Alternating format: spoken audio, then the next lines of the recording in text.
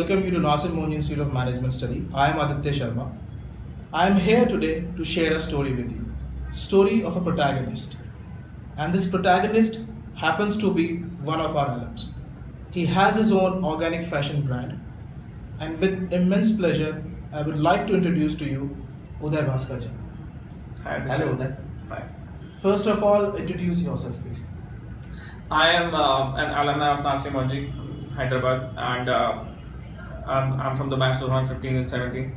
Recently passed out, and over here we were indulged into a lot of activities, including I was part of BaseCom as well, and the entrepreneurship cell. Then I got a chance to go to China as on a student exchange program. Oh, great. Yeah. So basically, yeah. Okay. So Uday, before we start with anything, just give us a gist about this organic redemption, please. Organic redemption. Okay, so this thing started in China. Okay. Okay, where I actually saw the exaggerated version of pollution with my own naked eyes. Okay, so that got me curious about an industry called textile. Okay, so I dig deeper. So I found some very disturbing facts. Every year, approximately 14 million tons of textile waste is dumped into the oceans, and no one is collecting it. It's just lying there. And these are figures from China. These are figures of actually the world. The world. Okay. The world over 14 million tons of textile is dumped. Okay. That's the one part of the problem. That's the dumping part after it has been used. There's another problem at the production level. Okay. Now, I talked to various designers in China, French designers. Okay, so what happened was they don't know how these clothes are produced. And trust me, they're not produced ethically. Okay. Like, to make them much more economic, the textile industry is actually highly competitive on price. Okay, the big brands they put up bulk orders and they need the lowest price. Okay. In order to meet those prices, the manufacturers, what they do is they put on chemicals. Now, the t-shirt you're wearing right now, it has gone through three stages of production. Okay, it's a cotton, right? Yes. So the cotton used here, the cotton seeds were genetically modified.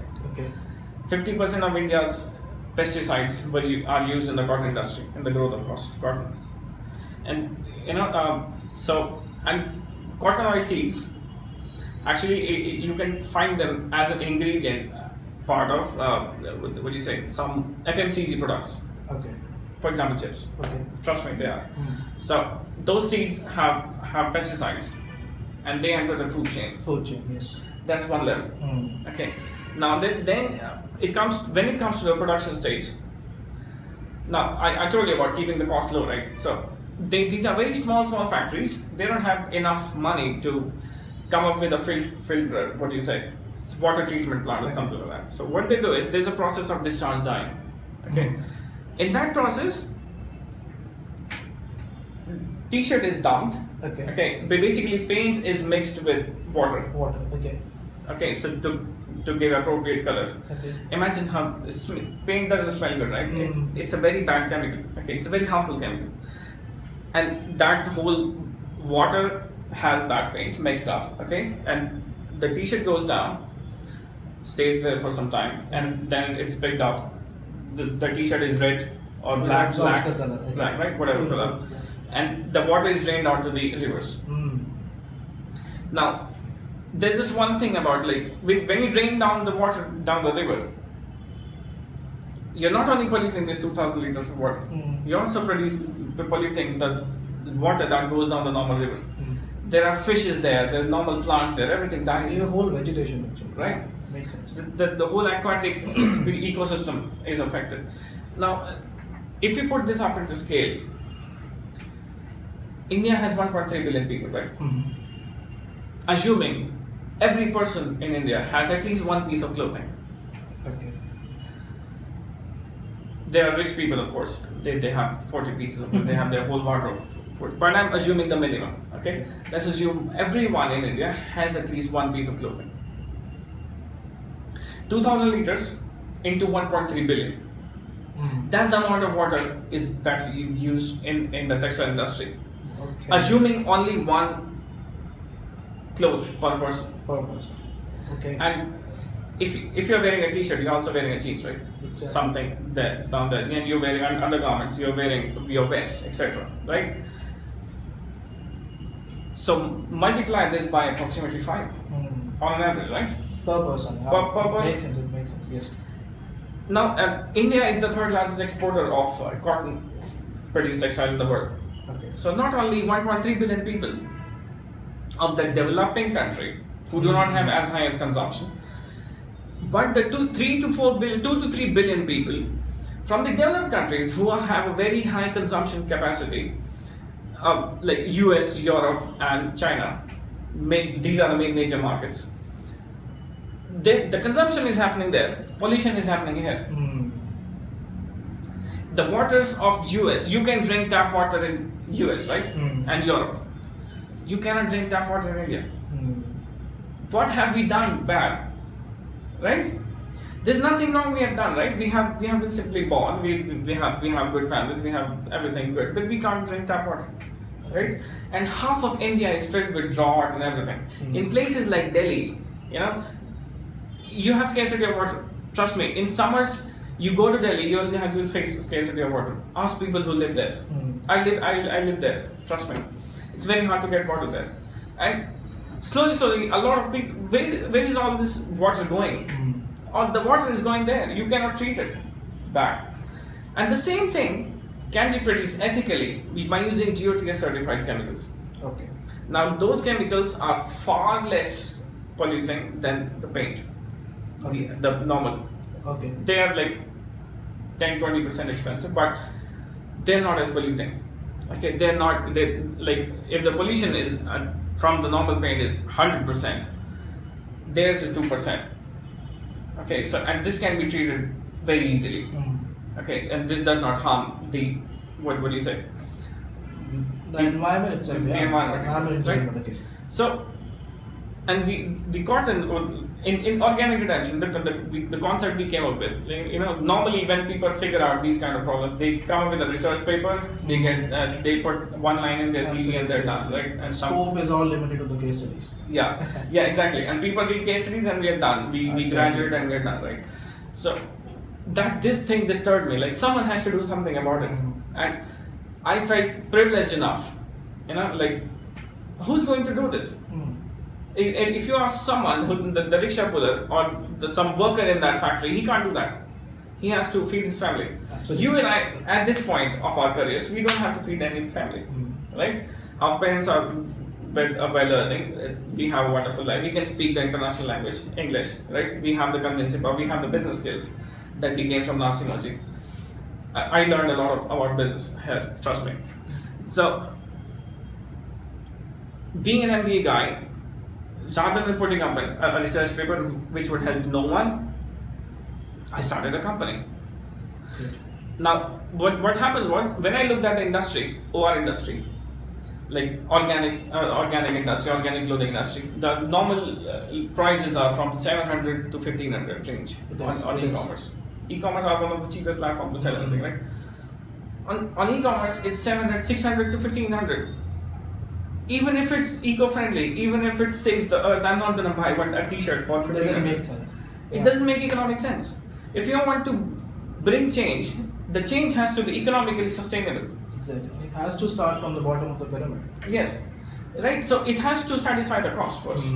Because in the end, the buyer is going to buy it. If the buyers do not buy it, there's no point of producing. There's no point of producing anything. You can't do anything. And like in an NGO, if you want to affect your region, you start an NGO. If you want to affect the world, you start a company. That was the basic fundamentals of starting organic. That's great.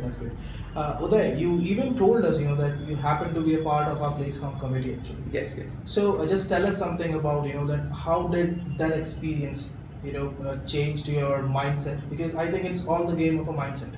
Yes, if you can conceive an idea, then definitely, you are on a right track. Actually, PlaceCom is one of the biggest contributors to where I'm sitting right now. Okay. Now, what happens is normally when you come up with an idea, you are full of self-doubt. It is. Maybe, if there was something like that, if there's a problem, if the problem is this big, why no one has done something about it? Yes. You're not the first guy in the universe, right? You're just only a part of 1.3 billion people, right? 7 billion people on the global scale. Why hasn't someone done something about it? Then maybe it's not that good. Maybe you can't do it and all that. You have to face a lot of people. You have to convince a lot of people. In PlaceCom, it's our job to do that. You know, it's our job to interact with the HRs, with the companies. We have to pitch about our batch there. Though being in Nasimonji, it's easier because the batch is wonderful. They have wonderful CVs, etc. Still, you have to face a corporate who's going to ask you a lot of questions. So slowly that opens you up from the inside. Okay. So that gave me the perspective of whom I'm going to face when I come up with a new idea. Because coming to Nasimonji and hiring people is an idea, right? It is. I'm giving them an idea. Why don't you come to our college? It's a wonderful. They're filled with wonderful people. You won't tell it, they won't know it. Exactly. If you have a wonderful idea, everyone deserves to know about it, right? That's how, you know, it kind of gave me a confidence of putting it. So Uday, we all know, you know, you are now running a full-fledged company. Yes. So how is it like to run a company and being called as an entrepreneur in India? In India, yes. It's not as flashy as it seems. Trust me, there are a lot of hurdles. The hurdles are at various levels when you interact with the government. You know, textile is one of those. Luckily, it's one of those industries where you don't have much interaction with the government. But when you start a company, you have to register a company.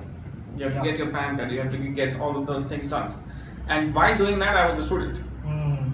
You know, so that the registration fees. There are a lot of things are there, and where you have to be on time to meet that officer there. Okay, and you have to wait for like 2 hours there. Maybe you have to miss a few lectures. That's not as advisable though. But you know, there are a lot of hurdles at the government level as well. It takes a lot of time to get a few things. You know, the few things should be seamless, and the government is trying its best. But there are some loopholes here and there, okay, which can be fixed, okay, easily. And then there are a lot of things when, you know, when your friends ask you, you're running a company, you must be rich.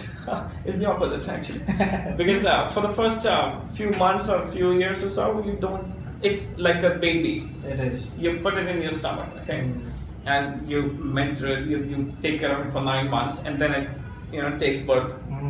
You have to take care of it. You have to wait for years so that it can give something to you, right?